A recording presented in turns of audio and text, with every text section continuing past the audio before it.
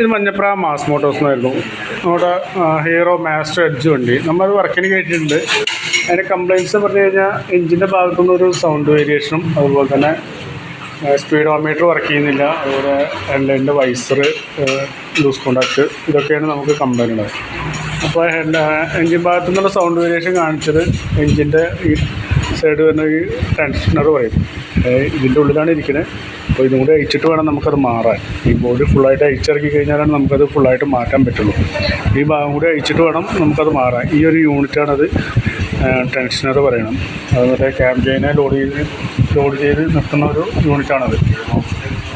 അപ്പോൾ നമുക്ക് അതൊന്ന് മാറ്റി കഴിഞ്ഞാലാണ് അതിൻ്റെ സൗണ്ട് മാറുള്ളൂ. പിന്നെ അതുപോലെ തന്നെ അതിൻ്റെ സ്പീഡോമീറ്റർ വർക്കിംഗ് അല്ലായിരുന്നു. അപ്പോൾ അത് ഇവിടെ കേബിളിൻ്റെ കംപ്ലയിൻ്റ് ആണ്.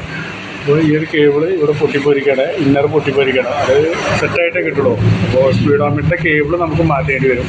അതുപോലെ തന്നെ അതിൻ്റെ ഹെഡ്ലൈറ്റിൻ്റെ ഭാഗത്ത് നിന്ന് സൗണ്ട് വേരിയേഷൻ കാണിച്ച് ഹെഡ്ലൈറ്റ് ഈ ഫ്ലിപ്പ് ചെയ്യണ ഇവിടെ ചെയ്യുന്ന ഈ രണ്ട് ഭാഗം പൊട്ടിപ്പോയിരിക്കുകയാണ്. പിന്നെ അതുപോലെ തന്നെ അടിയിലും ഹോൾഡ് ചെയ്യണ ഈ ഭാഗം പൊട്ടിപ്പോയിരിക്കുകയാണ്.